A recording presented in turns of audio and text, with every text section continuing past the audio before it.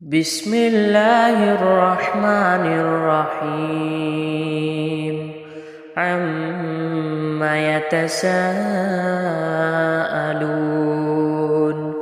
عن النبأ العظيم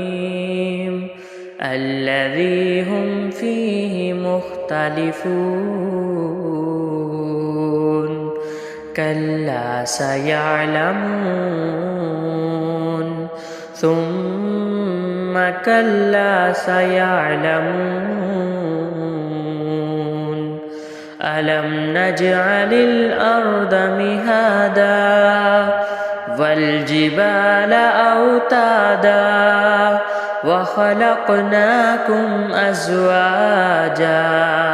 وجعلنا نومكم سباتا وجعلنا الليل لباسا وجعلنا النهار معاشا وبنينا فوقكم سبعا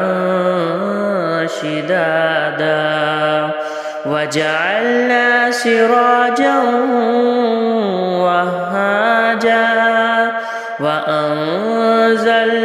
من المعصرات ماء ثجاجا لنخرج به حبا ونباتا وجنات ألفافا إن يوم الفصل كان ميقاتا يوم ينفخ في الصور فتأتون أفواجا وفتحت السماء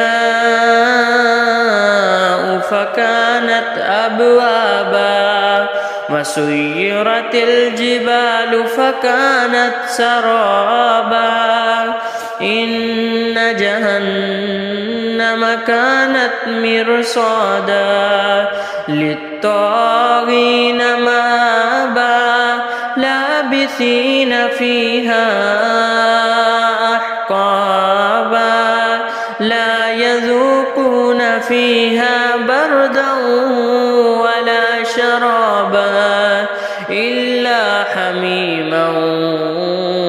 وغساقا جزاء وفاقا إنهم كانوا لا يرجون حسابا وكذبوا بآياتنا كذابا وكل شيء أحصيناه كتابا فذوقوا فلن نزيدكم إلا عذابا إن للمتقين مفازا حدائق وأعنابا وكواعب أترابا وكأسا دهاقا لا يسمعون فيها لغوا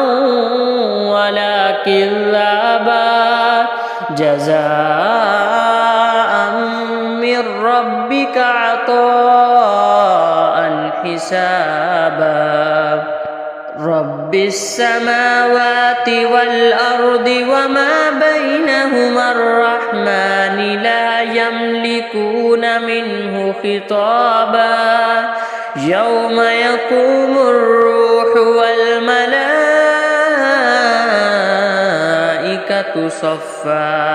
صفا لا يتكلمون إلا من أذن له الرحمن وقال صوابا ذلك اليوم الحق فمن شاء اتخذ إلى ربه مآبا إنا أنذرناكم عذابا قريبا يوم ينظر المرء ما قدمت يداه قدمت يداه ويقول الكافر يا ليتني كنت ترابا.